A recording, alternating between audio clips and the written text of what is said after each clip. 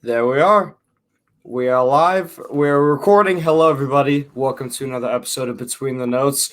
My name is Gavin Curran, and today I'm joined by the most lovely, wonderful Parabola West. Parabola West. Yes, you got it. Nailed it. There we go. How are you doing today? Oh, great. How are you? I'm wonderful. I'm. It's been a long day, and in all honesty, I am very happy to be ending it with you tonight. So thank you for being here. Well, I really appreciate the opportunity. It's lovely to chat with you. Absolutely, absolutely. For those who do not know, there is quite a time difference between us. I am here in the States. Where are you exactly located? So I am in the North Island of New Zealand on the west coast in a place called Raglan. Okay. On the other side of the world. I love that. I love that. That actually makes a lot because I was listening to music throughout the day, just on and off while I was doing work, and now that I was trying to figure out where you were from without actually looking it up. And in Right. all honesty, I say this in the most nicest way possible, but I kept thinking of like the Lord of the Rings. Yes. When I would listen to it, I was like, this makes me want to do a journey. This makes me want to like just go like some big triumph. But it always felt like I'm sorry if you hear banging. For some reason, my dog is doing somersaults over in the corner over here. My dog is doing all sorts of things in the background, and will do a massive very soon. She likes to wait until we're recording and then drink to her heart's content in the bowl. So it's like that. We can look forward to dog noises. Yeah, he was sleeping all day, and now that Daddy's up doing stuff, he's like, "Oh, I gotta get his attention." Yeah, but the vibe is fun. Yeah.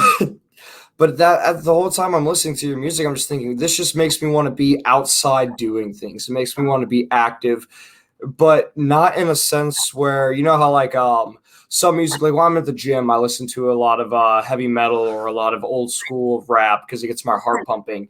Yes, this just it feels soothing in the spring, like a very nice cup of tea with caffeine. I guess is the best way to describe it. You are topping up my love banks and giving me sound bites right now. Thank you. It's Absolutely. When I would describe my music, I would say sometimes that it was as if you were taking like Celtic folk music and then putting in a synth pop vibe and then placing it in Middle Earth. Yeah. No, I think that is the perfect way to describe it. I'm curious though. So, is this type of music popular in the Netherlands, or where does your influences come from to create this sound? Well, like it's funny you should say. So you said the Netherlands. You meant New Zealand, but actually, Nordic countries are a huge inspiration for me, so a lot of like Swedish artists and things like that are big influences for me. Unfortunately, my style of music isn't that popular in New Zealand yet, but but it seems to be people with like an affinity for like Celtic culture and things like that are a little bit more drawn to it. So I end up with some fans that are from the States or, and kind of trace their lineage back to Scotland and Ireland and those types of places. And then also to the Scandinavian countries, which is where I trace my lineage back. So there's a lot of influence of Nordic folk instruments in the music. So do you find that more of your, I guess, target audience would be outside of your local scene then? Yeah, I mean, it wasn't that I intended to make music that wasn't going to be kind of, the uptake wouldn't be local, but it just happened that the types of things I was really interested in. As New Zealand has a small population, and so, I'm kind of a niche artist and in my style anyway, and so being a small country, that population of interest is going to be pretty small, and then it just stands to reason that when you've got bigger places, abroad, that it kind of opens it up to those people. And so I just started trying to put my music out there to people who had similar interests, and that seemed to be how I found my kind of pocket of like. That's how I found my people. Yeah. I like that. I feel like having because you do have a very, very niche category that you belong to, and then you have a very unique sound to yourself as well in that category. But I feel like having that, I know at least for me personally, I listen to so much music all the time. I'm constantly listening to new artists, constantly listening to new things. And so it did really catch my ear when I heard the instrumental, your voice. I thought, okay, this is something fresh. This is something new. How have you found that being in this really niche kind of music market has affected your live playing? Has it affected your audiences at all for people who show up to your shows? Is it, or do you sort of have to travel outward more to get a better response towards it? Or are you just sort of kind of, it's up in the air 50-50 if it's going to be good or bad with any show? Well, I think that anybody that's coming to my show locally in New Zealand, they've already kind of heard some of it, and so they're there because they've kind of the first point of entry. They've probably heard something already, and so usually that's a pretty good. Usually that's a pretty good experience for people, and when they come live, and I always get really nice feedback, and I think it's because I've spent a lot of time dialing in the sound so that I can perform it live like it sounds on the recorded versions, and so that's kind of a cool thing to be able to do, because I don't have a band to recreate all the sounds, so I'm sort of behind the curtain. I'm just kind of furiously triggering samples under the piano and stuff, and it's a little bit like. Are you doing all that to like a click track, and then you have a soundboard where you do specific oddities on it, or is it all pretty much live where you just have literally just a click track, no backing track, and then you're just frantically hitting buttons on time while singing? Well, playing the piano at the same time, I can't use my fingers. So what I do is I've got the click track in. Some songs have like a metronome, and so I'll be playing along to that, and then there's a time to trigger the track. And so we've built the tracks around everything's mostly acoustic until the track comes in, and then we've built the tracks so that they have all the elements that I can perform live. I will do live, and then anything that's supplementary or that I just couldn't possibly do is kind of happening in the background. So that's all triggered at once. So luckily I don't have to trigger things throughout the performance of the same song, but then reset with everything, and there's a lot of calibration, but we've got it down now, and I'm really lucky because my husband often will do my sound, and so he really knows in the local shows. He really knows what how to get the best out of it. But then internationally, I mean, I haven't really done much performing overseas. I did a few shows in the States, but most of my shows have been online. I do a lot of internet concerts. Before the whole pandemic thing, I was doing regular internet concerts because my audience was in the States and the UK primarily. All right. So I'm sure the pandemic didn't terribly affect you then that much if you were already used to doing online shows and all your merchandise is online. You pretty much already had just this big following already, and you were very comfortable with that. That had to be really nice. You were prepared without knowing you were prepared. I was, but what I wasn't prepared for was how saturated that experience became for consumers. So it was really cool at first because I thought, well, I've got all this ready. This is great, and I can put together a really fast, show that's at a high level of professionalism. However, everybody started doing that, which was wonderful for the industry, but it did mean that I pulled back a little bit because I was aware that my audience was maybe getting pulled in different directions that they hadn't been before. So I had to adjust to that. Because I did notice, and all content creators across the board, whether it's reaction videos, making their own music, playing video games, whatever it was, content creators definitely spiked tremendously, but then so did the consumers as well. So did your numbers kind of balance out, or did you see any sort of dramatic increase or decrease in your audience? I did see an increase in my audience and show attendance and things like that. But again, I did decrease the frequency with which I did the shows. So that, but I noticed like all of my videos and things, everything went up a little bit, which was that was cool. That was certainly welcome. Yeah. So you said that your husband's the one who does all the sound for you for the most part, at least at the local shows. Does he also help you write music? Who's in? How do you go about the music writing process? Because it's very you have very complex music. You have a lot of instruments going, on, a lot of different sounds. Are you just some like musical genius webbing all this together, or do you have a team that helps you out? How do you go about all that? Well, first of all, thank you. So full of compliments. Thank you so much. I'm Yeah. like deeply appreciative of the Yeah, love. absolutely. But so the first question, no, he doesn't help me to write the songs, but he will give me very honest and valuable feedback if something that I'm writing is like a bit crap. He will just tell me. So that has happened. That's amazing. That's difficult to find. It is, but It's, it's difficult to take on board. But he's yeah. always right, and I really value his opinion because when he's really into a song, that's usually a great sign for me. Yeah. Well, that's great, especially from a significant other, because it is so difficult. We always assume they have that bias of, oh, we can not do anything wrong with what we're passionate about in their eyes. So when Yeah. when you have somebody who can tell you, hey, honey, this is bad, you need to fix it. You're like, oh, I value your opinion. Thank you. Now I know you're telling the truth when I do good. It is really important to have people in your life that will say no to you about Yes. the creative things. It doesn't mean you always have to listen to them because ultimately that's why you're doing the job that you're doing when you're creating the music. But I'd be foolish not to listen to him on some level because yeah, he I think he sees more potential in things than I do because Yeah. he's watched the journey from like a third, from another perspective. So Yeah.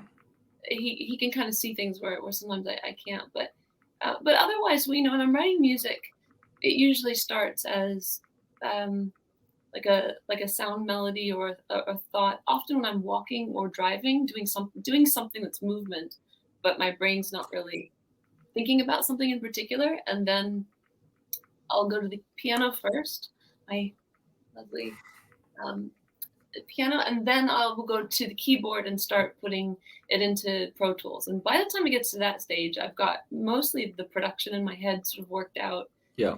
And I start just really utilizing the fact that with a keyboard, I can make any instrument, really, any sound. And then I send what I've got as a demo over to my producers. I've got two producers. They're both brothers. It's a great team. They have very different styles. One's really into analog. One's really into digital. It's like kind of it's an interesting dynamic. And they work in isolation from each other, but then they come together with. Oh, that's Yeah, interesting. Yeah. it's a neat process. But then they make better everything that I've put out there. So, for example, they'll replace my rudimentary string section that I've written with real orchestral samples that they've got from their, and all that kind of stuff. Yeah.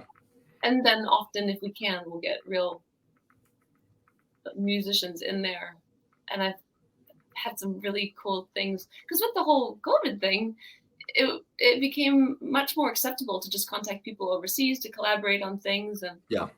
so that opened up a new world for me. And now on this album that I'm working on, I've got hurdy-gurdy from Australia and Celtic flute from America, and it's great. So, Yeah, tell me a little bit about some of the new project that you have you're working on right now. You seem very excited. I know I'm very excited to hear about it, and I love that you are taking advantage of the fact that we are able to contact other musicians now, and it's a lot easier because everybody wants to just work together now. It's not so much working with contracts and trying to get paid. It's no, let's just make great music and put it out there.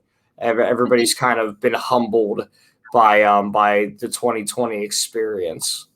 it's just this urgency to express somehow, and when we can't do it live to the extent that we used to, it's like wanting to create content. Yeah. Well, thank you for asking about this album that I'm working on it's like my first full length album. I've released EPs and singles before this, but I was waiting for the right time to release my first album. How long is it going to be for full length?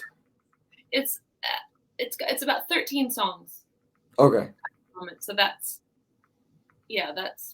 about twice as long as any of the EPs that I'd released. Yeah, that's a lot. That's good. That's good. It's at least 30 minutes, depending on what song structure you go off by.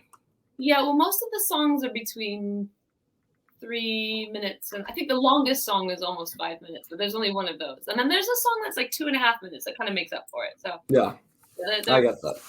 I feel like so I've noticed that songs have been getting shorter, especially in pop. They've become much more repetitive and a lot shorter, to the point where now the average song length is just under 3 minutes. Yeah, it's true. Yeah. I think our attention spans for music, and dare I say that our attention span for music that isn't that meaningful in terms of its lyrical content, it gets a little bit, we consume it quickly and then we move on to the next thing. And so the industry really just keeps up with that.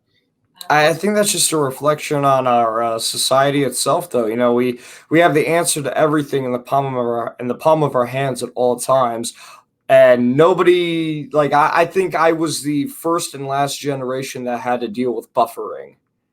Oh, and yeah. It happened so quickly and then was gone so fast. Just having to pause a video, let it load, and then play it like 15 times. And now it's just, if there's a 10-second ad that you can skip after 2 seconds, you're frustrated because you want to go to this video.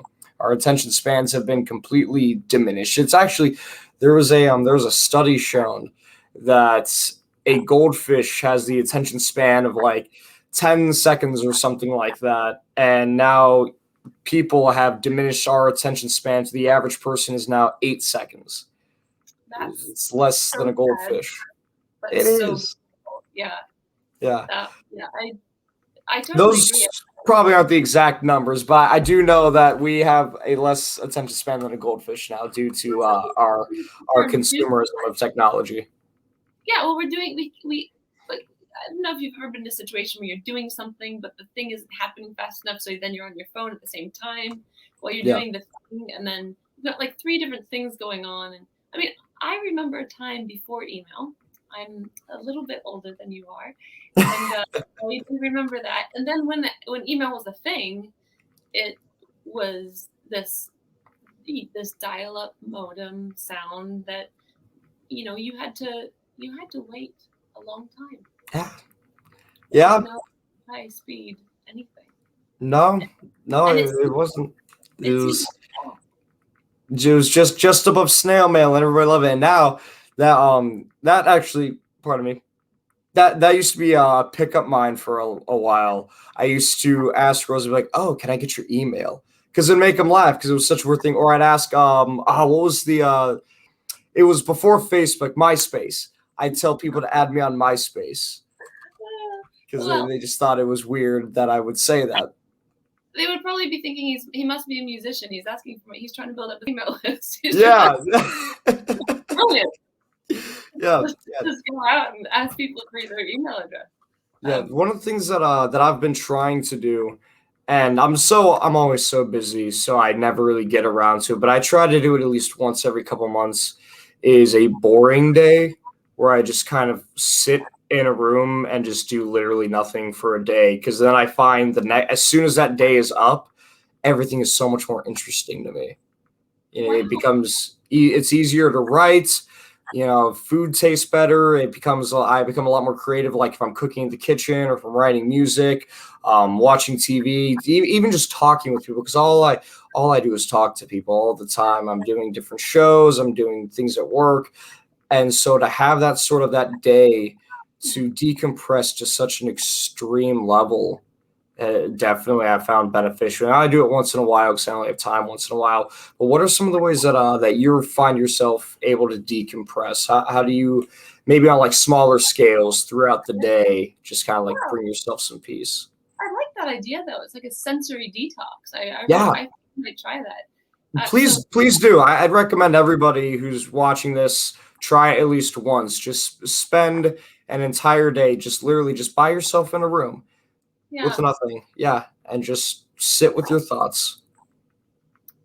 What do I do to kind of to recalibrate? I mean, I'm I'm really quite passionate and protective about self-care, and so Yeah. I really make sure that I'm having good nutritious food and enough water and regular exercise, all of those things, just because I find that when those things start going a bit wobbly in my life, the wheels start falling off of everything else. And so the basics are, I mean, they're so basic, but they're actually so crucial to just being able to handle things, Yeah. I mean, doing music, like getting the creative flow of things, I find really relaxing. But when I just need to turn off my brain and just play, it's either that I'll just go and kind of play in nature, which I do love to do, but I also really enjoy crafting like crowns and wands, and I like making little like enchanted accessories. And Yeah. there's something about just sitting there. I'll stick on like Netflix, and I will just not really watch it, but it's there. And it's usually like a fantasy series. And Yes. so many crowns watching Merlin. I can't even tell you. It's just like I think it really influenced like a lot. Yeah, and just make crowns and tiaras and little elven headpieces, and like I just get right into it. I like that. That's good. Do you sell that in your shop then? Do you have like these handmade? Oh, you do, really? Oh yeah, I do. And it's funny because sometimes my headpieces sometimes sell better than my music. I like that. You should start doing combo packs where you sell the headpiece and it comes with like a signed album. It's like $5 extra or something like that. Like it's the freemium. It's like just to get out of the box underneath my bed. Yes. Totally. Yeah, I like that. Are you doing a hard copy with any of your music, or is it all digital? It's a real conundrum for me right now because I'm not. Yeah.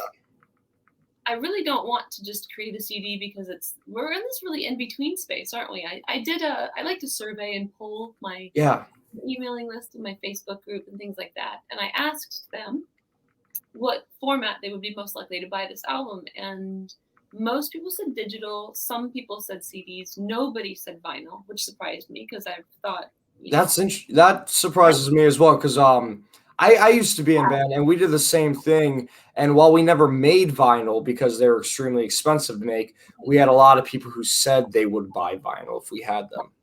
Yeah. And well, I just, because it's such an expensive undertaking, I thought I have to ask. And so I'm really glad I did. Nobody said vinyl. And so I thought, all right, so I will probably make a small short batch run of some CDs. However, that's not how I'm going to do the physical expression of this album. The music will probably be mainly available digitally. However, I'm going to create this.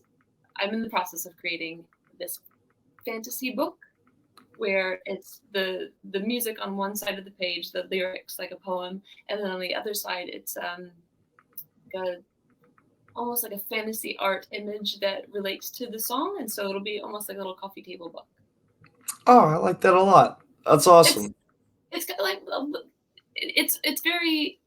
It'll work for the people that are into my music because we're all sort of into fantasy books and fantasy series and that kind of thing. So I'm going to try to make it look like something that they might have on their bookshelf. Well, I think when you do something creative like that, it's an investment as well, and not only for yourself but for the fans. It's for the fans too. Like I know, if you know the band Panic at the Disco, Brendan Urie, when they first started out, they had this book or this box basically that had like a booklet in there and CDs and tarot cards and all kinds of stuff, and they only made a couple hundred of them. And now each of those, depending on what condition they're in, are worth like thousands of dollars. You could buy them for $50 when they first came out, $50, $60, these collectibles. And now, the all new members, the band it's all Brendan now and his band, and it's completely different. So that's this very, very big collector's item. So I Yeah. think that's awesome. That's something that I've always wanted to try to do with the project, was have like a collector's item kind of thing. Something, and because whether you get big or not, it's something that fans will remember as well. It's hey, they put in this extra work, they put Yeah. in this extra love for us, and that really shines through. Yeah, I think that, it's a lot of times, I think as musicians, we forget that we're not necessarily a representation of our target audience. Like maybe Yeah. we're not we're not thinking like the person that we're reaching out to. And so we sometimes, I know for me, sometimes I I overlook ideas that maybe I wouldn't be into. But then I have to ask the question all the time. And so that's why it's yeah, it's really doing cool things like that. I really think fun that people are willing to, as long as they believe in what you're doing and they can tell that you're doing it from an authentic place. They're really excited about being on that journey with you, and so people will support whatever expression of that journey is if it resonates with them. And so yeah, do it. Do the thing you want to do. So Do it. who would you say you write your music for? Myself. Good. Honestly, no. Good. True. I thought I've actually thought a lot about this because there was a time where I, had a few different crossroads. I've had a few different crossroads moments in my life, but Uh, there was a time where I could have maybe gone down a path that was a bit more commercial, and there were some opportunities there that may have seemed a bit more like the traditional form of success. yeah. But ultimately, I really just make the music to please myself, and then everything else that comes out on top of that is an amazing cherry on top. But if I don't love something, I'm not going. It's not going to see the light of day. I No love matter that. somebody else tells me, oh, that you should definitely put this song out. Like if I don't feel it, there's no way. I love it. And that's how it should be, because music, it is an art, and initially it is for you. You put it out there. Once you put it out there, it's Yeah, it's the people's arts in a sense. They make parodies of it, they make remixes of it, they do what they do with it, they love it, they hate it, it's theirs to interpret, but ultimately art is the creators. And there you have to walk that fine line. If you want to make a career out of it, there is a fine line you have to walk between sticking to yourself and then also making sure it's something that will appeal to an audience. If you want to have a successful career on it, in the sense of make a bunch of money and sell a bunch of sales. However, it sounds like to me that ultimately isn't your goal. Your goal is to do something that makes you happy, that makes you something that you're proud of. Yeah, being proud of the music that is out there, like that is really important. It probably is the most important thing that I feel really connected to it. But it's not that I don't care or take into consideration what Oh yeah, an I'm not saying you don't care about the fans. I know. Yeah. But I do. I really do care. But I really try hard to always touch base and keep Yeah. really close contact with the people that support me, so that I'm always taking the pulse. It's like a constant pinging of the IP of like what's how are you feeling about this, or what are you excited about in this song, and so I'm always asking questions, and I'm really lucky that the people Yeah. that are supporting the music, they like to tell me, and so I'll take it. Like I want to know. Yeah. Do you have any songs that you were extremely self-conscious about putting out? Like something that you like a specific song where you wrote it and you thought to yourself, you know what, this is just a bit too personal. I'm not going to put this out, or I am going to put it up and maybe I won't play it live. Like something that you were just like really hesitant with. Yeah, so my first EP, there was a song that I almost didn't put on it. This was at the start of my career, and I didn't have the same level of self-confidence about Yeah. making decisions for myself and all that. But there was a song called Quietly that I couldn't actually play it without getting choked up yet, because it was a song that I wrote about kind of coming to terms with losing my mother to breast cancer as a teenager. And for some reason, every time not for some reason, I mean, obviously because it was about that, Yeah. I would, and I would get so emotional, and I thought, oh, this is not my job as a performer to, I got really nervous about it. And if it was in a set list, I would start panicking a little bit before, like, am I going to be able to get through this? Like, and eventually I would say desensitized to it. But that was one of the songs where, people, even my husband said, no, that one really needs to be recorded. That one needs to be included. And every time I play that song in a show, somebody comes up to me afterwards and says, oh, that really spoke to an experience that I had. And now I understand why you have to put out the things that give you fear or make you feel the feels, because it's that is the direct connection to the listener. And it comes across. And if you mean it, they'll feel it. No, absolutely. Right? Yeah, we have this. I've said this so many times in this show, but humans, we have this weird sixth sense where we can tell when somebody's bullshitting us, and like we can tell when somebody's just pandering to an audience. But when they're not, when you are being sincere, when you are being, and especially with a heavy topic like that, like just the thought of losing my mother starts to like choke me up a bit, in all honesty. So I really do feel I am very sorry for your loss. That is like, sorry.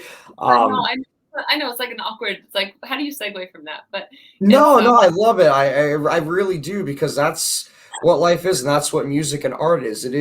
It's not just always going to be beautiful. Sometimes you have to look at the bad things. You have to look at the ugly parts of life, and that's what makes the beautiful things beautiful. Yeah, it's that roller coaster of up and down, that contrast that you have to go with. It's a polarity. It's just that the music is like, creating music feels like therapy for me sometimes. Yeah. Well, that's what I was gonna ask. Did writing and constantly playing that song, having to record it and then playing it live, did that help with the coping of the loss? I think so. Like, I think in some ways I've thought a lot about this, because sometimes I'm writing a song and I'm so emotional when I'm writing it, because that's usually what inspires me to create, is like an extreme emotion, either happiness or sadness or anger or whatever it is. And so I'm really feeling the feeling as I'm writing it. And then once it's out into a format, and then I get to edit the sound, and it's almost as if editing the sound. Sorry, my cat is just. You're good. It's like editing the sound is almost like processing the emotions, and then putting it out into a thing that I made makes me feel kind of like I'm in control of the emotions of it again. It's hard to explain, but it's very cathartic, and it feels. Yeah. Are you do you go back and rewrite? Because I know you said that you write with a lot of emotion. I do that too. Usually I focus on something and I'll be very intense, whether it's pure love and joy, or even oftentimes I'll be having a panic attack and just basically word vomit on a page. However you go about it specifically, I know it is out of pure emotion. Then do you sort of like let it rest, settle down, and then go back and workshop it again? Yeah, I try not to edit myself whilst I'm in the expression of it, because then it kind of switches me out of the brain of creation, and then I'm like, all right, well, then I've got it. So I really try hard just to let all the ideas come out, and then I will go back later on and accept that some of those things were just a little bit whack and maybe don't need to make an appearance in a public way, or whatever, and yeah, I'll edit them. Yeah, because that's. But yeah, I like to just let it out. So the before version of certain songs would be very different from the final version in many cases. Do you probably. still keep the original versions, or is it all on like a computer so you erase and then just write over it? I mean, I have a tendency to keep my old notebooks because I'm always writing lyrical ideas and stuff, and that's where I start writing the ideas down as they come. Because my next question is, do you ever go back and look at your growth and look at how you've changed over time with your writing? Yes, I do look at that because I it's actually so. You've got great questions, by the way. You're very good at this. Like, Thank you, thank you. I talk to a lot of people, so I know really? I know how to probe the brain. Yeah, no, I like it. Um, I was actually just thinking recently. I was writing an email of, and I was thinking about how far I've come just in terms of being able to perform because when I wanted so badly to be good enough, but I was so afraid that I wasn't and that I never would be that it was almost easier not to try. Yeah, And so when I had that like lightning rod moment where I said, okay, rather than being scared I'm not going to be good enough, I must take every action available to me to become good enough. Like when that happened and things really started changing, I can think back. I couldn't hold a tune. I was writing songs based on this limited ability in my voice. So I was writing to the smallness of my skills, yeah. and so as my skills improved and I was able to try new things and express myself in different ways, and it's really, and my cat is determined to um, right now. Yeah, and so I was thinking about, gosh, there was a time where I could not sing and play the piano at the same time because I couldn't concentrate on both because they were both just too hard, and I didn't know if I'd ever be able to do it. And that seems like so long ago, but now I think, wow, if I could have shown myself a snapshot of this version, which is still not where I see myself being, but it's fine for now. I would have started so much earlier. Like I would have tried so much earlier because it just there's no there's no way to get around. You just have to do time in the trenches. Absolutely. I've found no matter what career path you choose, whether it's going to college or the military or into some sort of trade or even with like music or building your own business entrepreneur, there's always going to be a it seems the average is a minimum of 4 years before you actually put a dent and get started on what you really want to do. And it's like the grind is what Yeah. forms your hustle. Like if you get through that period of time and you're still passionate and you think, okay, I've put so much of this time and I've got to get to the next milestone. It builds that character, and that's sometimes why I feel so worried sometimes for people who reach success at a really young age. They've got this natural talent Yeah. that happens, and then like they're you know 12, 13, 14 years old, and the pressure of the world. I couldn't imagine that kind of pressure at that age because you just haven't had the You don't life. have the life experience. You don't understand. Not only do you not have the life experience, but more often than not, when you're at that age, especially most definitely more often than not, if not all the time, when you're at that age, you said around like 12, 13, talking about like the Disney kids and stuff like that and the stars, they can't even properly process what is happening. No, their brains aren't even fully developed yet, and I don't say that Oh, in a disparaging way. I mean biologically, that doesn't yeah. happen until you're almost 20. It's like they're still forming. It's just Yes. that itself is its own form of trauma, I think. And I wonder, no wonder so many child stars end up in such, you know, such unhappy adults. It's just, I don't know No, how to. absolutely, and a lot of them, from what, because I've ended up, I've talked to quite a few people who they never made it very big, but they definitely made a career out of acting or modeling or whatever. And they started out as young children because their parents put them into it. And a lot of them got out of it when they became adults, not because they were bad at it or didn't believe that they can make it bigger. They didn't want to do it at all. Right. They didn't want to do it in the first place. Yeah, totally. Yeah. Yeah, that's hard. Yeah, that's a tough one. You know? No, it really is. How long have you been on this journey yourself? Well, I started writing songs when I was a teenager, but I would never have played them for anybody. Yeah. And then I joined a band when I was in my early 20s, and I was very much in the background, backing vocals and backing keys, nothing too front and center. That was pretty cool. Got a lot of cool experiences doing that. But then I ended up meeting somebody who was from New Zealand, and I moved to New Zealand. And then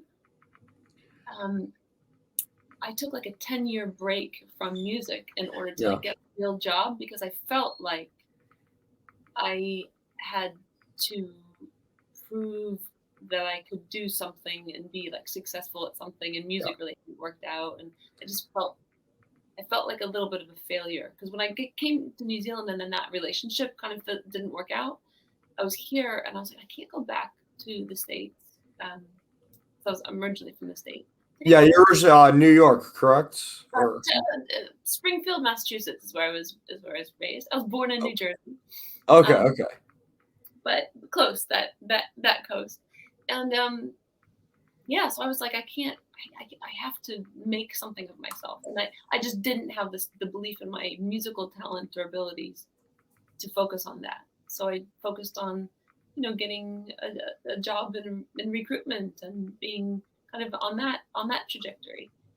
Yeah. And then years later, that my now husband said, like, you play this music in the lounge, your heart, why don't you do something with your songs? You should speak to somebody about maybe getting a recording, even if it's just for us.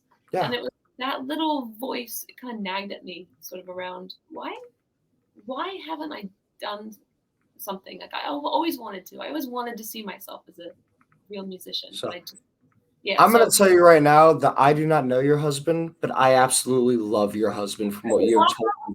The fact that he is honest with you when you both succeed and make mistakes, and that he also has encouraged your passions and supported you this entire thing. He sounds like an amazing man. Don't tell me anything else about him. I just want him to be this perfect image in my head for the rest of my life.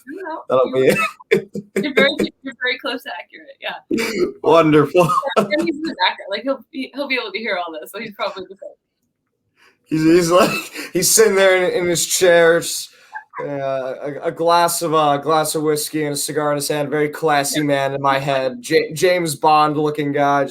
Yes, I am the ultimate husband. I'm trying to think. Yeah. I don't think I've ever seen him smoke a cigar. Although it would suit him. I mean, he's very distinguished looking.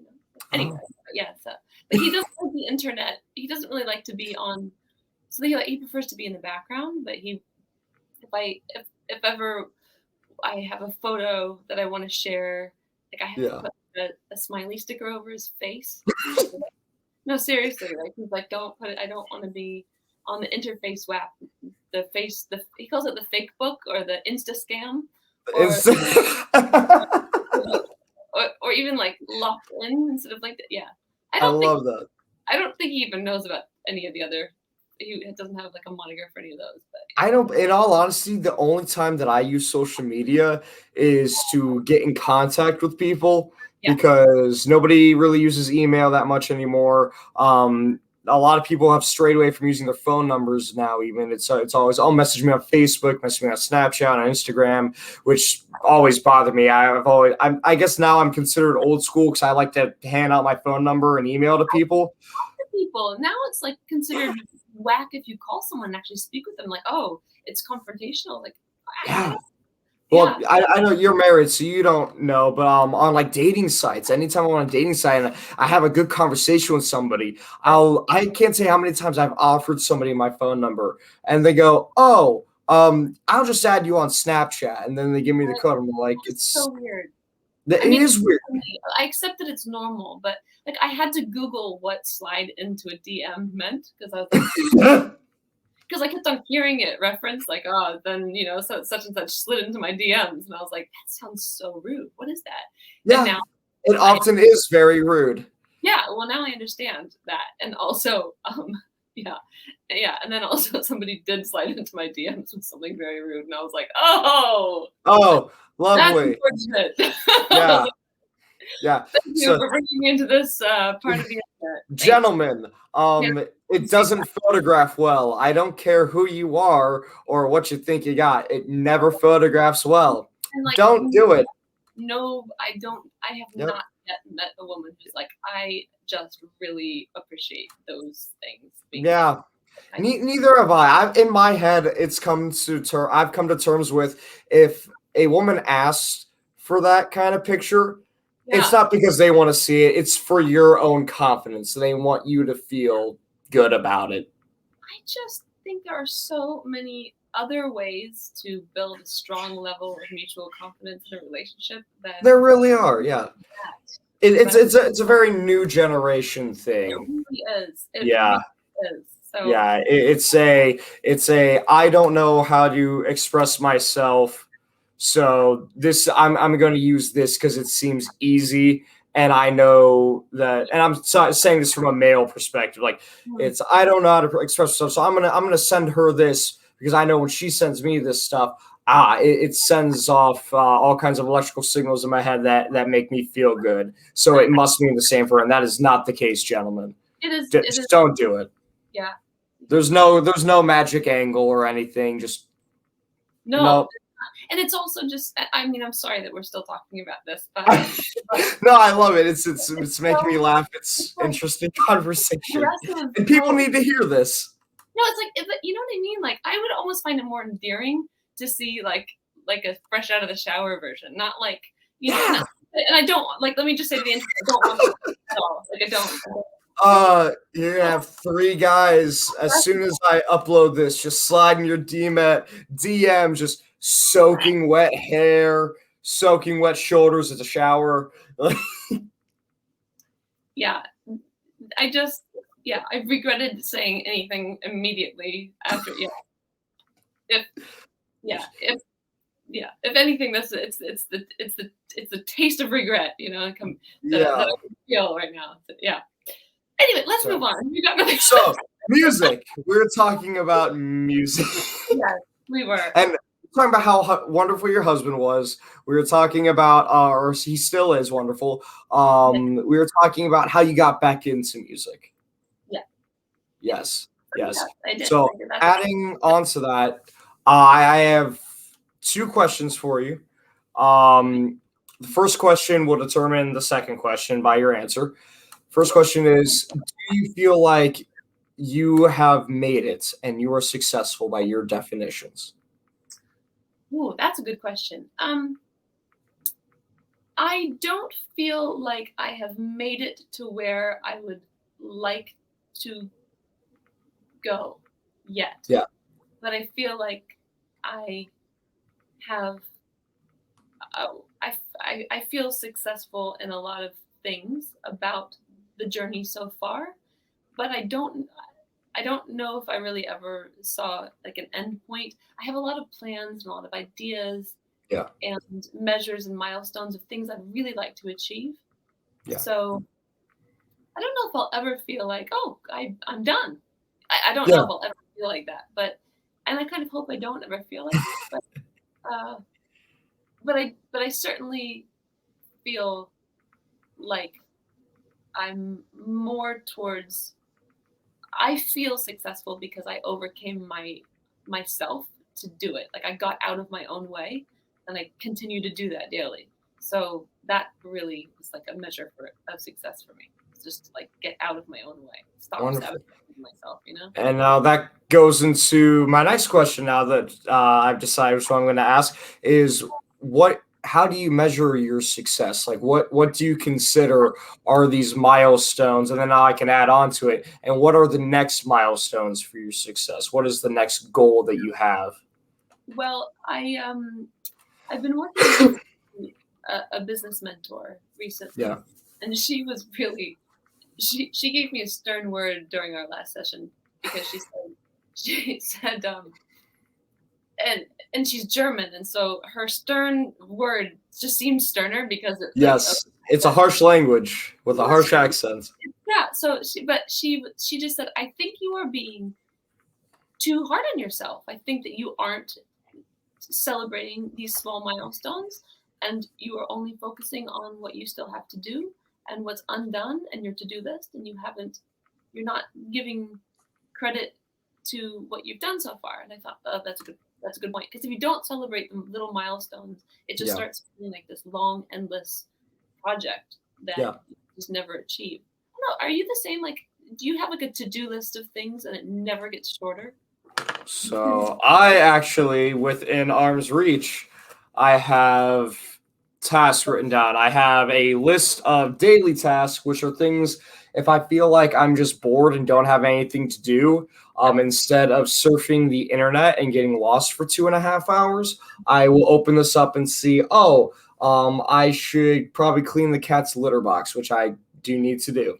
Or I can go to the gym or do the dishes or study French or do yard work. And then on the next page, I have tasks, which are things that I need to get done by that week. It doesn't have to be on a specific day, but just sometime that week, I need to get that done. I'm similar in having like a weekly list. I'm not regimented enough to say, this day, this, I like to have the ability to move things around depending on my mood or my energy, that kind of thing. But I make a lot of lists and to do things.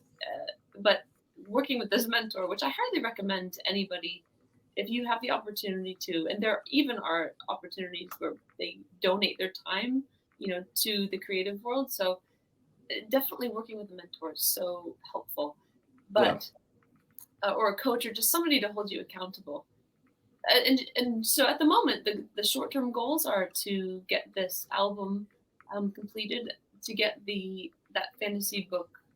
I'm like really manifesting this vision I have for it, and to get that realized and the way that I want it to be. And after the album comes out, the next big kind of thing is a tour. And there are so many little things in between, as you know, when you're getting ready to release music or plans. Like, there's so much. There's the list is ridiculous. But do you have any deadlines set in place for you? You want to get the album out? You want to get this book going? Do you have any deadlines for these things? Yeah, well, I do, but I'm almost like afraid to say them out loud because it's just getting closer and closer. The album, maybe you should say them out loud then. Get that anxiety monster coming out. I've written down the dates. Yeah, so by the 5th of September, this album is going to be available digitally, at least. So that's wonderful. Wonderful. I'm very excited to hear it. I'm looking forward to that. What do you said you have a tour that you want to do? Yeah, well, I mean, I realize that much of the world is in a different situation from New Zealand, and I'm very like blessed to live here because we're kind of, I mean, I wouldn't say back to normal, but shows are happening, tours are happening here. I mean, here in Cleveland, I haven't seen a mask in probably 2 weeks now, so come on over. We need some shows. Yeah, well, that's the thing is that like I think things are getting better and eventually. But right now, I think that I'm going to focus on the main centers of New Zealand and then on also Australia, because there's they opened up the travel between the two places. I've always wanted to go to Australia. I've been talking about that a lot lately, and I think that it's time that I plan a trip. So if you end up going to Australia, please let me know. I will be following you on everything as well, and I would do my damnedest to be there. It's not far away from here, so if you do go to Australia, you've got to come to New Zealand as well. It's only a short flight. Okay, so what I'll do then is I will fly out to Australia. I'll meet you there. We'll eat whatever the hell it is they eat in Australia, and then I'll watch your show, and then I'll fly back to New Zealand. I'll watch another one of your shows here, and then while you go around the rest of the globe touring, I'll admire New Zealand for a bit, and then I'll just meet you in various countries as I travel around the world with you. We can make this happen. Like I've got like a little magic wand here. We're gonna like make it so, you know, like get it in your. We've set it up. Bibbidi bobbidi boomy, let's go. That's actually the name of one of the songs on the album.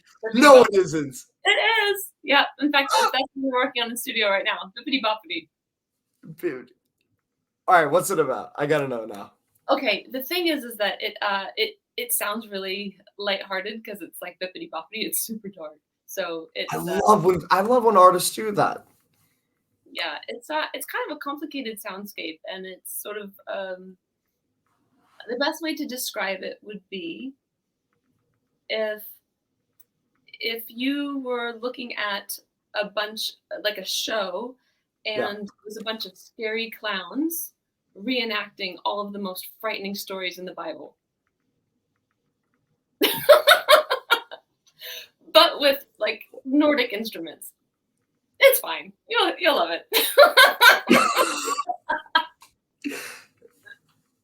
It takes a lot to throw me off.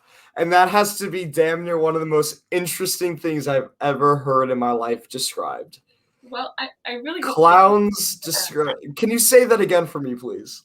Well, okay. So if you're watching a show and it's like scary clowns, yes, doing reenactments of the most frightening or unsettling stories in the Bible. Okay, I'm, and then you said with Celtic instruments in the background. No, not only just Nordic instruments, but a lot of. Yeah. So I'm imagining killer clowns from outer space. Okay. With like in my mind, the way that you're describing it, I know that this is probably very off, but in my mind, I thought of the murder clowns, so killer clowns from outer space, and then raining blood and locusts, and then everybody has Viking beards, and it's in the middle of the woods. You are so on my level. Yeah. Yeah. Except part of it takes place in the Ark. Yeah. Okay. Yeah. Okay, so now we're confined. Yeah. We're kind of trapped. It's an enormous arc, but it's still it's that one little piece in that huge ocean that is the world now. Ooh. Yep. I'm so excited to hear this. Wow. So do you write what I get now? I have to ask, what are some of your other popular themes? Like, is this kind of like an out of the blue song for you, or because earlier you were talking about you had that really warm, heartfelt song about your mother and everything and her passing, and now it's just this crazy like sci-fi religious like fantasy song. What are your themes that you typically do? Do you have a go-to theme, or is it just whatever you're feeling in the moment? Like whatever's rattling around in the old gray matter at the moment. It's like whatever's really on my mind or whatever. And there are a lot of not a lot of there's certainly a few songs that I can think of that have themes of maybe some of the trauma or damage that organized religion has done in the world. Yeah. That's not an indictment on faith in any way or on. No, I understand what you mean. Like it's wonderful if you believe in God, but it's not wonderful if you kill people in the name of God. Yeah, right. Like and that's so that that just happens so often. That it's so there are some themes there, and also because during my own spiritual journey of trying to figure out what do I believe and where do I fit in, what do I think happens after we die, all those things. I think about those things a lot. I think about the energy of the universe and the way that we're connected in certain things, and the way that these amazing patterns appear all throughout the natural world and math and physics and I start thinking like, Yeah. oh my gosh, and Uh, quantum we're physics, about and to go down a fun rabbit hole here. yeah, totally. Do you think the universe is a living thing? Well, it's expanding. Yeah, I think Yeah. I don't. One of the coolest things I ever saw was a representation of the similarity between a brain cell and the universe, in terms of if you looked at a macro blown up image of the brain cell and then you zoomed out on the universe, it's actually this follows so many of the same patterns, and you've got um, those Fibonacci patterns that repeat, and yeah. Sorry, this is No, how no, I love that. nerd do you want to go? Because Please keep going. yeah, Do well, not stop because so this is going to be a lot of fun. yeah, so yes, I think that, but there's so much that we the the excitement is just, there's so much that we don't know, and then being able to imagine it, and then what I love so much is that the more advanced that we become with science and quantum physics, the more in line with old ancient spiritual beliefs we it's like there's this merging happening of what science and like old ancient people believed, and it's like kind of crazy amazing. So I just thought of a theory because I am in like this weird state of mind right now where I'm both very tired, but now because of our conversation and how it's been going so far, I'm also like I have a lot of adrenaline pumping in me.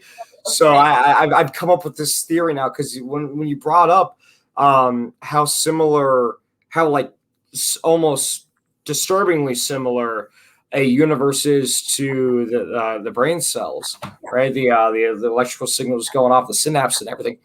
What if that's what if those are little universes going off, and that's why we have dreams? Our dreams when we go to sleep is us tapping into those universes because there is unlimited, there's an infinite amount of parallel universes, and that yeah, is how we see them. And and that's why we can have these crazy fantasies, but then also so that, and maybe that's why people have predictive dreams because they see universes that are almost the exact same as ours. this is the kind of, see, why are all interviews like this? Yes, yes, Ah, I'm in. It's like, yes. because like, and like, what if it's all just like a holographic representation, and there's, oh yeah, totally. I think a lot about this stuff, and I'm fascinated by it, and It's good to I think wish that I about. had been It's better. fun to think about. It's so fun to think about it, and it's fun to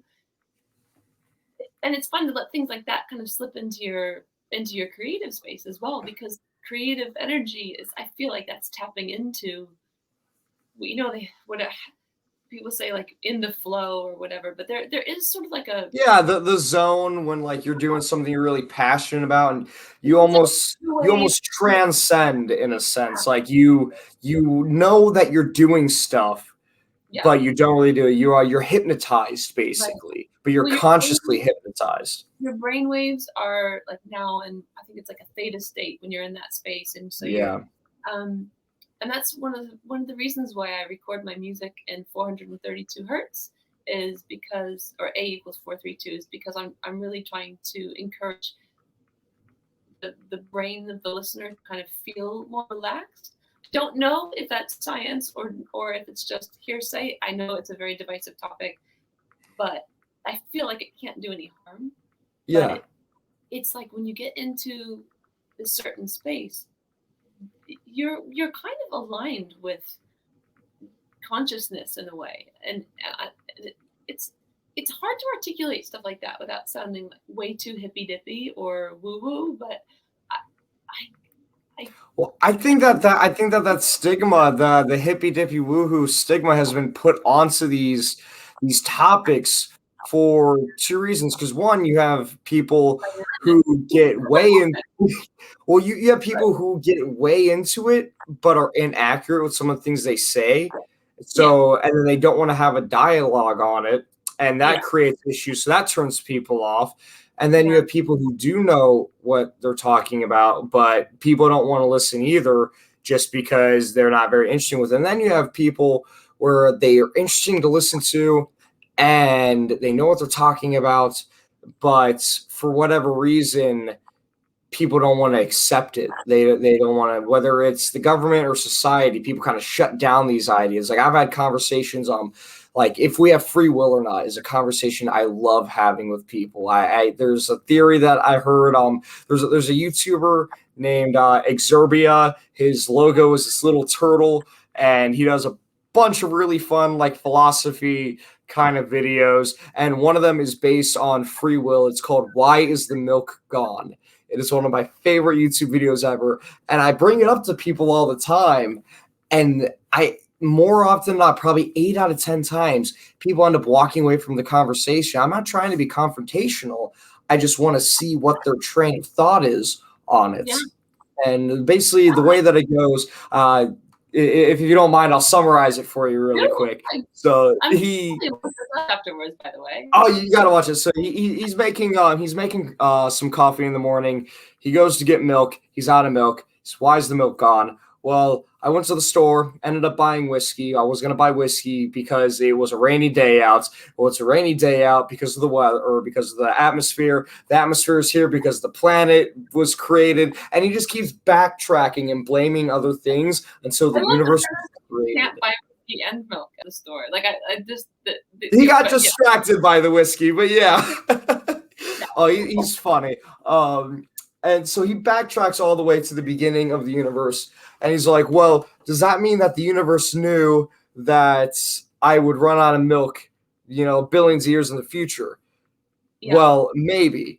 And then he starts talking about, if you ever played a game of pool, and if you have it in a computer, right, and you have a good enough computer, you can measure, you can predict exactly where all the balls are going to go if you hit them at the exact same speed, at the exact same angle. If you do that 1,000 times over and over again, then you will be able to predict the exact same outcome 1,000 times, assuming everything is the same.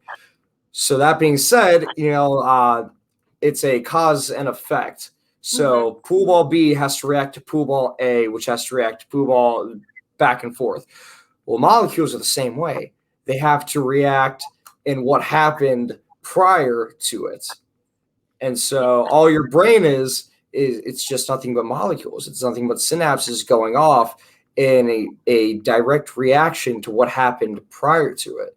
And then he starts talking about, if we continue to back this up all the way to the beginning of time, does that mean that when the Big Bang happened, or however everything happened, that it knew that we would have planets, ecosystems, single cell organisms, domestication of cows, creation of milk and coffee, and then boom, you running out of milk that day. That is that was a complicated. That's a lot to unpack. It's a hell of a video, and it's so much fun. And the way, I won't say how he ends it. It's a brilliant ending, and I would highly recommend you check out anything on his channel. Exerbia, Why Is the Milk Gone? Wow. What I want to know is, why do things in scientific experiments like light particles react differently when they're being observed versus when they're not? How do they know? Yeah. The tree falls in the woods, no one's around to hear it. Does it make a sound theory? Is that what you're talking about? No, it's like when doing these experiments around with photons and bouncing light, especially around the idea of quantum entanglement with light particles. And so these experiments where the data would show that this would be with the course of action that these photons would take. However, when observed, they do something different. But so there's this whole idea of things react differently when under observation. And that's this whole kind of like sidebar of like, why is that, and how how close are they when they're absorbing? Like, are they in like another room absorbing through a camera, or like through like a side mirror? Or are they like observing through? Because when you get down to something that small, I would imagine that any, especially if it's light particles, I would imagine that any sort of change in environments would affect how they're reacting to each other. For sure. Yeah. I mean, I actually don't know how, I don't know how close or how, uh, yeah, I don't know how close. Yeah, because like in my mind, if they're looking at them like through a microscope or whatever technology, I don't even know what the hell you would use to look at light particles at that, like in general. But if they're looking at it from a couple feet away, I could see how the light would bend around their bodies, creating different shadows, very Oh, very no, subtle, where we wouldn't see it. these are controlled experiments to see to understand the nature of observation and why Ah, observation changes results. So these are all experiments that are done specifically to test the fact that and maybe it could just be light reflecting from our eyes that we have no way of detecting that these molecules could pick up on. and what about all the things that our eyes can't see? What's going on with all of the stuff outside of our visual spectrum? So the human eye has three cones that allows us to see color. All the color that we see is because of these three cones. A mantis shrimp has, I think it's like 58 or some crazy number like that. That many cones. There's so much going on that we can't see. Three. Just look around your room right now and just look at all the different colors that you see. All these different shades of brown, basically in this room. But then Yeah, imagine 50 and 50 yeah, something. I mean, yeah. Like any more, even four cones, you can't imagine it.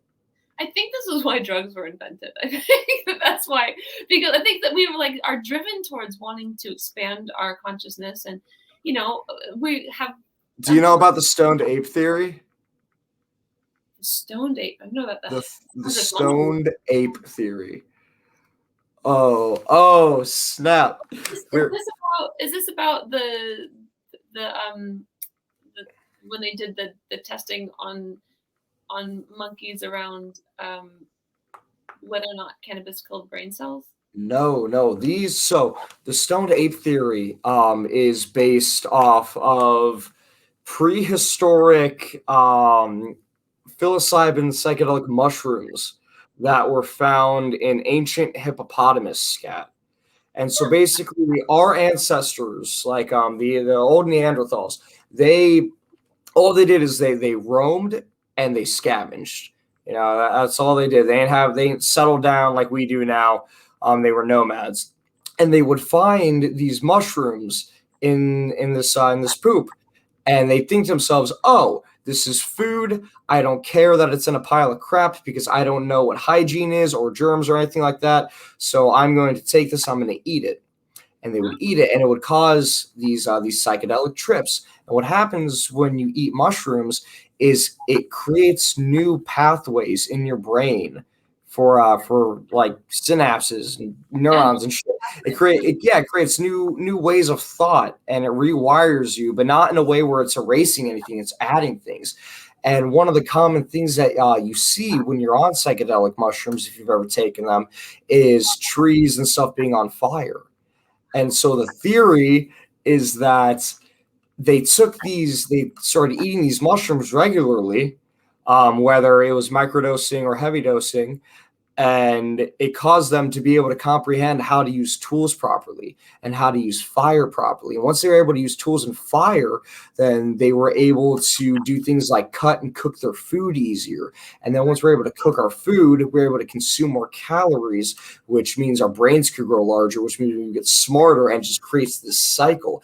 And then you jump way ahead in history to ancient Greece, and they would have these temples where only like the higher ups in the social ladder could go, whether it's politicians or religious figures or whoever. They would go in there and they would meet God essentially. Where it's theorized that they were going in there and they were having these psychedelic experiences, and they were just expanding their minds to look at the world from completely new angles and in different ways that nobody else in their society had. And that's what helped keep them in power, was this new form of knowledge that they were getting by eating these mushrooms and drinking different kinds of teas. The Native Americans, Yeah. what did they do? Yeah. Yeah, they smoked something, and they drank something that gave them some refinement. I always forget the name of it. Damn, but they had a very similar experience too, where it's just these psychedelic experiences that they would meet their gods, these spiritual journeys that would lead them on to the next advancement in their civilizations. I think the so many ancient cultures used mind altering substances in spiritual practice, and some still do today. And I've often thought about, what would I go on one of those like ayahuasca journeys or something like that? It would be amazing to do something like that. I just have to. I'd be like quite nervous about it, but I think like I would do that. I'm not. I'm not sort of a. I'm not one who's done much in that space in my personal life, but I do. And that's perfectly fine too. It's definitely not everybody's cup of tea. My tips to anybody who would be interested in trying any substance, whether it is marijuana or mushrooms or alcohol or anything that's going to alter your mind, make sure that you are with people that you trust, for one, that you are in people that you trust. Make sure you're in a safe and appropriate environment. Don't do mushrooms and go to church. That's a bad idea. I do not speak from experience, but I know people who have done that, and I'm like, that sounds terrible. I don't know why you would want to do that. So make sure you have people you trust, you're in an appropriate and safe environments, and then know what your limits is. And if you don't know what your limit is, start slow. Yeah. Start small. Very sensible advice. Yes. Yeah, it is, but people overlook it sometimes. Yeah. Well, it's usually, and this is what happens a lot, is that usually things like that become a great idea after a little bit too much of something else. Yeah. You're kind of already in the mindset of like, it'll be fine, whatever. And it's like, that's probably things like that in isolation with a great environment and the right mindset. Yes, absolutely. We have really covered some territory. Yes, we have. This has been an absolute blast. I'm just thinking, like, of just little highlights of all the things. And I mean, there's just yeah. I don't know if you had to put the one little word or phrase that sums up the interview. I can hashtag the hell out of this one. Yeah. So do you write about any of this kind of stuff though? Because you very clearly have a love for science fiction and even science reality and all these theories. And like you clearly have a passion for it. So are these some of the things that are included in your music? Yeah, they do. A lot of the themes will pop out in the way that I see things, or lyrically, this stuff comes out a lot. And I think that it's on my mind a lot. Yeah. So sure. Yeah. I mean, I try not to write things that are so inaccessible that it's, that you don't want to go over the listeners' heads for people who don't have any interest in the kind of thing. Yeah. And also I don't want it to be like some like elite club or like, that kind of nerdy, I don't know. It doesn't, but at the same time, I'm like totally down all these rabbit holes, researching all these different things. And so I just want to talk about it to anybody who will listen. And so if nobody will listen, I'll just write about it. I will always listen. If you want, you can send me. I don't care if it's 4 a.m. here. You can send me a message. Be like, Gavin, I have a theory. Well, I'll just wake up and be like, all right, what is it? I want you to mean that. I sincerely mean that.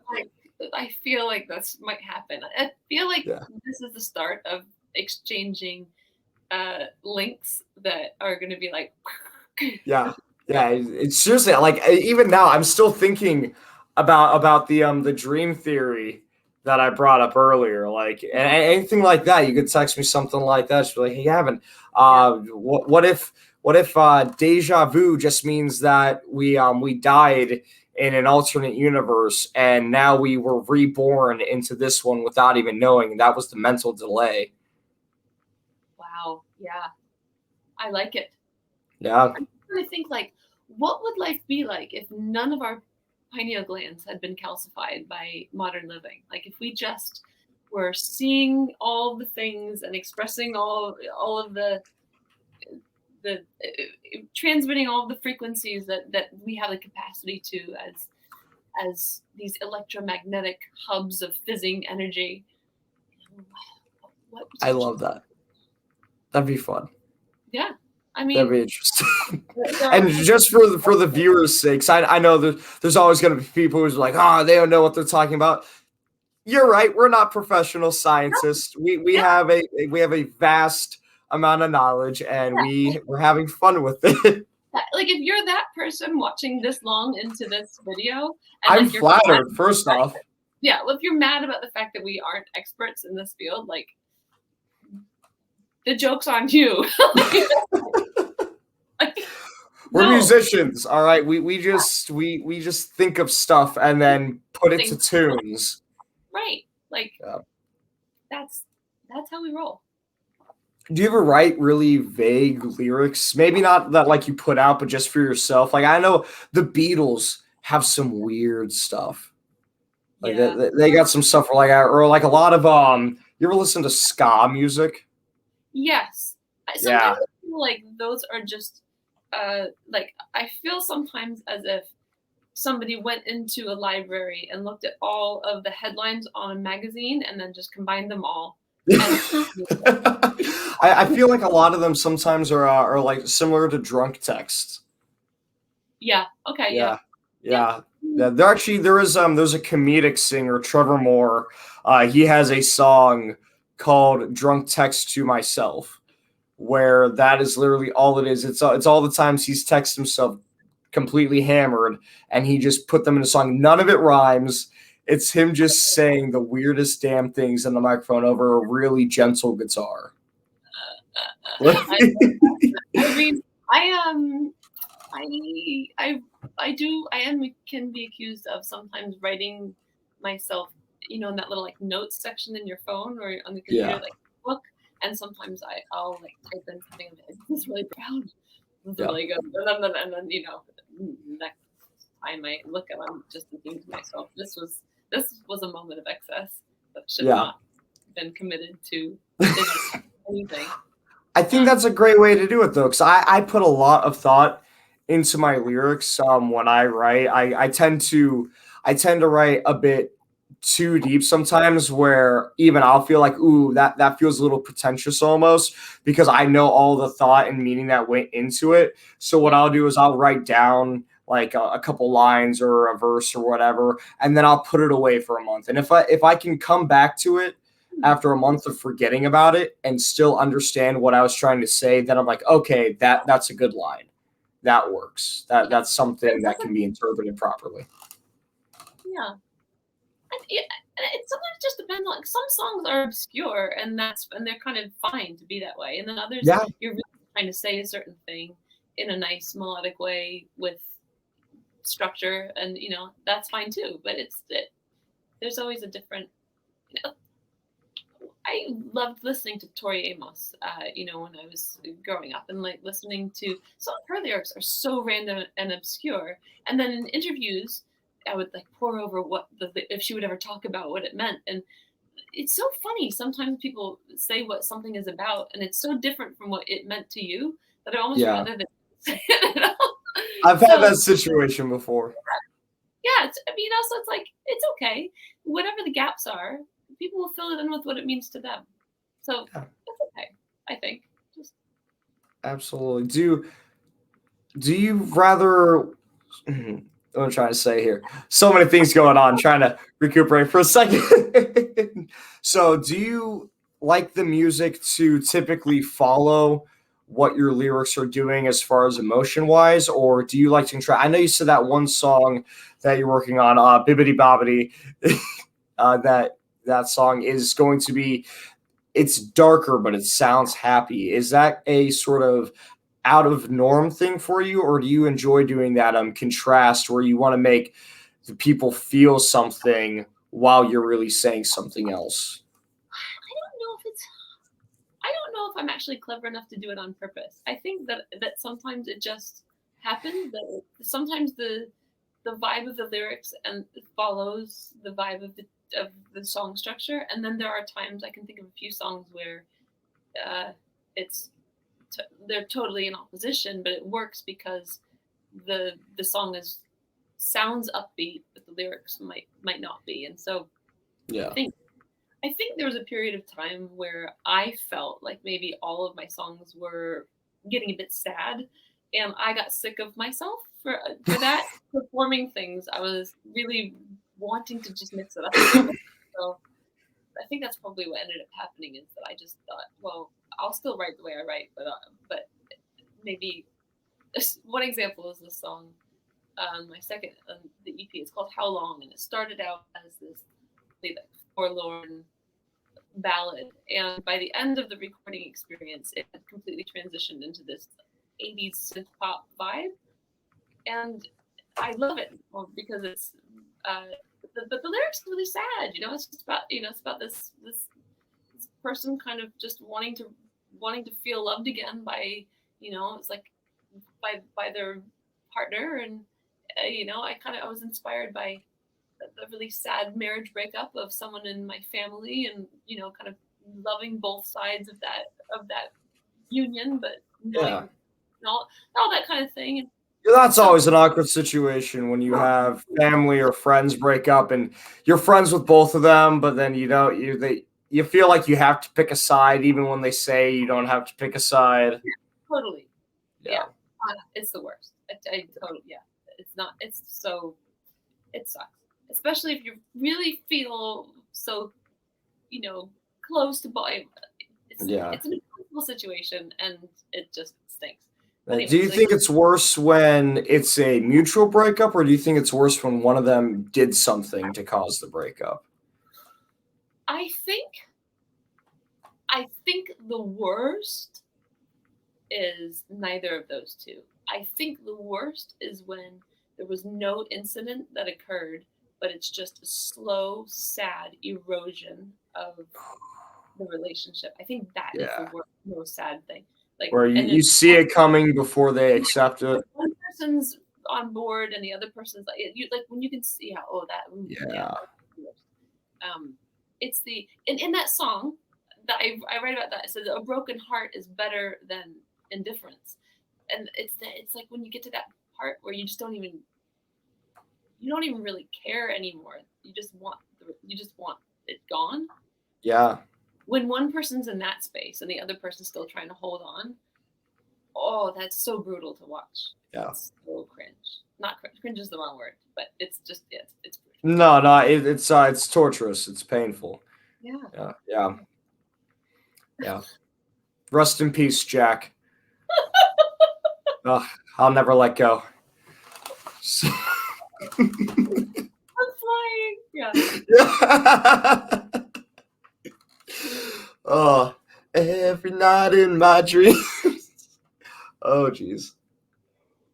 Sorry, I was trying so hard not to have a water break on camera, but this has been, we're doing a lot. Yes. We're solving a lot of the world's problems right now. We are. What else should we solve while we're here? I feel like we're doing a public service at this point. We're talking, and we keep tying it back to your music as well somehow. You keep on tying it back. You're doing a great job of actually keeping this about, the music. I mean, I got like some acrobatics going on right now. Leaving me to my own devices. I'm talking about all sorts. I'm talking about sliding into DMs and, quantum physics. Hey, yep. There we go. Soon you'll have sliding into DMs quantumly, where you'll have men from different realities. That is like the worst outcome I could possibly imagine. that. I really hope that it does not come to that. If ever I have the ability to know the multiverse and all the different expressions of this paradigm and different planes of reality and all the different, I really hope that that's one element that's missing from all of the rest. Well, what I've come to understand as as humans get like smarter and we get better at doing things, Like, do we? in all and that no, that's exactly what I'm getting at. In all reality, we just get better at doing dumb stuff that we always did. We just get better at building technology that does stuff for us so we don't have to use our brains. And then Yeah. our brains atrophy and we're sat there at the grocery store not able to do simple arithmetic because we haven't used our brains in a year. Yeah. Yeah. I can't say how many of my friends don't know how to find 20% on a check. Yeah. Oh, And I'm not even trying to flex or anything right now. I'm not trying to say like, oh, I'm better than other people. Like, no, it's just you move the decimal and you multiply it by 2. There you go. Yeah. Yeah. Yes, I totally. Yeah, this is one of those things where, at least in the American culture, the tipping and tax you have to work out, and so that's hopeful. Although sometimes I notice now they put like the suggested at the bottom, which yes, if you pay with card, a lot of the time they will have, or like on paper receipts they'll have it at the bottom there of like 15, 20, 25, and then right. if you have to go up to the register and you put the chip in yourself, they will have it there already for you, or you can do a custom tip. See, here tipping is not part of the culture. Living wage is, but they just pay their employees properly. Yeah, it's actually people just get paid a fair wage, but America. However, my husband did note that the service in the restaurants in the States is exceptional, and I said, well, they are working for their tips, and that's the anyway. We need that $3 to survive. So totally, yeah. Yeah. And I think, is it a rite of passage for every serious musician to have worked in the hospitality industry? Is that I think that there's a couple different rites of passage. Yes, I think that if you want to make it an entertainment, you have to serve people somehow, whether it is like a bartender, a cook, a waiter, a ballet person is a very popular one that I've heard from people on like different podcasts and growing up, stuff like that. You have to be some kind of bottom of the totem pole serving people to the general public. Yeah. And then, the world just gets handed to you as soon as you decide to do music, right?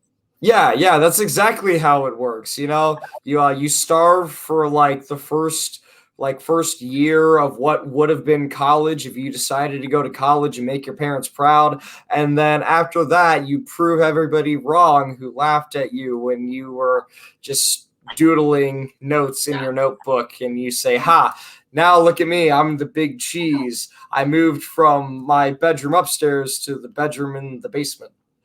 It's a finished basement. It's got a toilet and everything. I got a mini fridge. Wow. Gosh, yeah. We are living. And I think that's actually true. I do think that that your point about having to be in a role of service, I think that there's definitely something to that. Yeah, I can certainly think of a few roles that.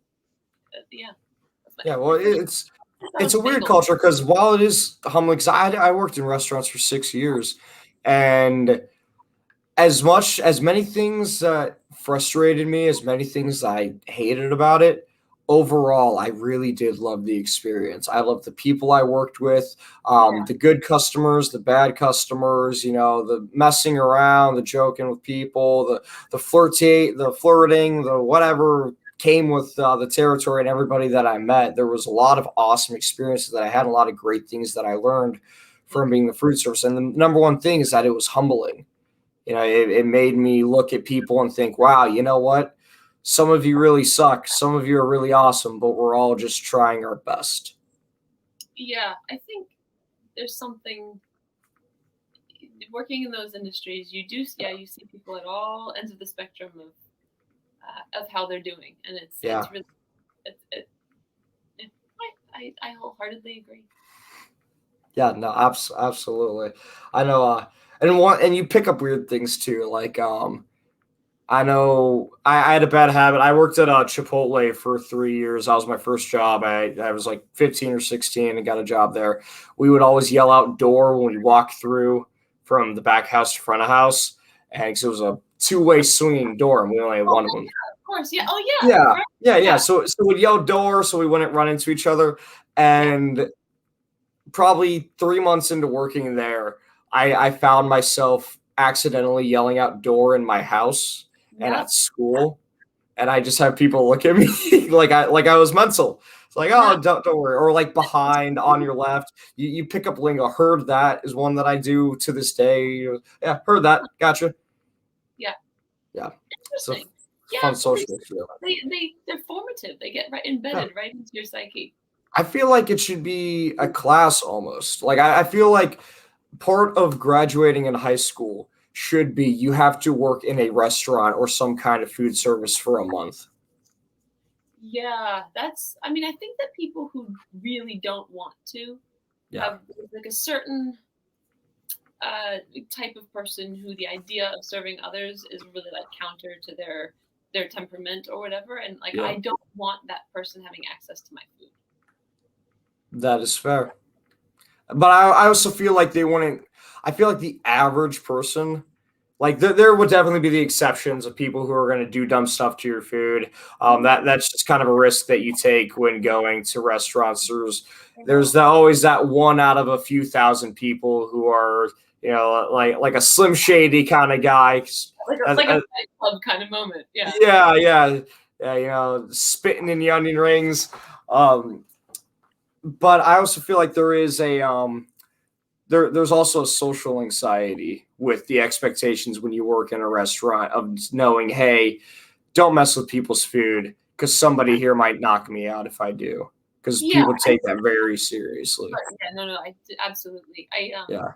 I can think of I've worked in a number of different food environments, and yeah, that kind of nonsense would not have been tolerated, especially by if anybody kind of at the gosh, like chef ever. Oh man. So when I was in the kitchen, I was at Olive Garden for a while, and I was head chef there for a bit of that time. And usually, if it was dinner rush, I was in the zone getting stuff done. If we were slow, I would dance, I'd sing, I had an earbud in, I'd do show tunes or whatever. I listen to a lot of musicals. But there was one time that I snapped and I laid into one of the waitresses because one of our cooks had just barely cut his finger, but there was blood on the dish. There was a little drop there, and she tried to wipe it off and serve it. And I went around that line so fast and took that out of her hand. Oh, I was fuming. I was so pissed. And by the time that I had gotten done explaining to her that not only is that a biohazard, but we are in the middle of a goddamn pandemic, and just like telling her, like, if I ever see any of this again, I will make sure that she would never work in another restaurant. She wouldn't be get a job at McDonald's. I will make sure that by the time I was done with this spiel, my cook had already gotten the exact same order back out again. Yeah. It was already remade. Like, wow. Well, that's good on you for not allowing somebody to be served. I'm not gonna lie, I kind of felt kind of cool. Like, part of me felt bad that I yelled at her, but part of me was all like, that was kind of like a Chef Ramsay moment. I ain't stutter. I was very clear with my enunciation. Like, yeah, you were in the flow. Yeah. Well, and that's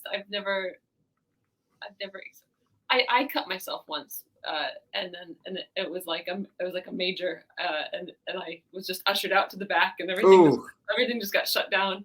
It was my first job. I was at 16, and it was wearing those I had those plastic gloves. I was making a bagel sandwich, and I was like slicing it, and like sliced into my hand, and then the whole glove started filling up with blood. Like, oh my gosh! Oh, that's the worst. I had no idea what happened front of house because I just got like whisked away, and then bleach and all sorts of things started happening, and it was just, Yep. They gotta sanitize everything. I got cut once And only once actually in a restaurant I got cut. I was washing a knife in the sink, and I was talking to somebody, and I sliced my thumb, or I stabbed my pointer finger just with the tip, so it wasn't too bad. I didn't use stitches or anything, but they had to completely take out all the water in the sinks and clean on the dish area and stuff. So Sure. yeah, oh, they're so sure. That was one of the things I loved about Chipotle is every other week we got brand new knives. Oh, that's fancy. Every other week, Was brand it yeah. Chipotle or was it Olive Garden that only had the one way to? Because I mean, the restaurant that I worked in had a door to go in and a door to go out. And if you ever got that mixed up, then that was on you. But yeah, we Yeah. didn't have So Olive Garden had two doors on either side. People went in and out both of them. They didn't shout door. We just paid attention. And at Chipotle, we had one door that was in and out. right. Yeah. Yeah. I mean, if ever I'm in Chipotle, I'll understand now if I hear door being shouted. Yeah, yeah, it's fun. Yeah, or if you want, you can mess with them and pretend like you used to work there, and you can just start calling out food. Like if you see that their food is at like half of the thing, of they have the bins that they're in. If it's like halfway, you just go, oh yeah, white rice at a half, and they'll look at you like, oh, did you used to work here? You're See, like, yeah, you have yeah, to be. totally. You remember, you're speaking to a public forum right now. Like, use your powers for good. You know, like Well, you they're can. not gonna get free food with that. You know, just But they can pretend to be a former Chipotle employee if maybe, they want, I maybe guess. maybe it's like, oh, you get the free. I don't know. I'm not Uh, sure what. and they give you a free drink, maybe. Yeah, I don't think any of the places that. Yeah, I mean, we never got anything free, really. I mean, Oh, the place I worked at, they gave all. If you complained about what I've noticed now too is we have in society people complain a lot, and because of that, nobody wants to hear about it. So they just give away stuff. Like at Olive Garden, we gave away stuff all the time. At Chipotle, we gave away stuff all the time. Somebody yeah. had a the slightest complaint. It was like, all right, yeah, here's a coupon. Here's a You know, free drink. that is one of the things I just really, really cannot stand is when I'm having a meal out with somebody, or like they're that person, they're that snarky.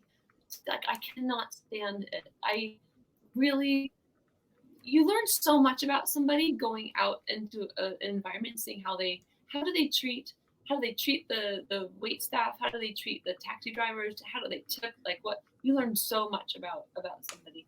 Well, that's how I determine if I'm going to do a second date or not or continue on with things. Because I know if they treat any kind of server of any profession poorly, then Yeah, that tells me they would treat me the exact same way right. if I was in Yeah, that position.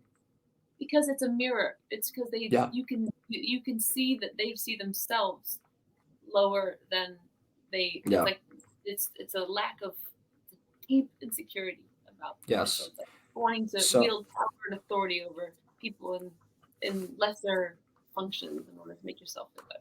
So those people absolutely. are not good. Absolutely. And on that, I want to turn it around back to you now again. So we had you ready? Ready? I'm gonna do a flip. I'm gonna do all my conversation acrobatics here. I'm Uh, ready. Where are you gonna go with it now? yeah. So when you have people who, and it's very common in society that we have people who are dealing with a lot of anxieties, a lot of being self-conscious.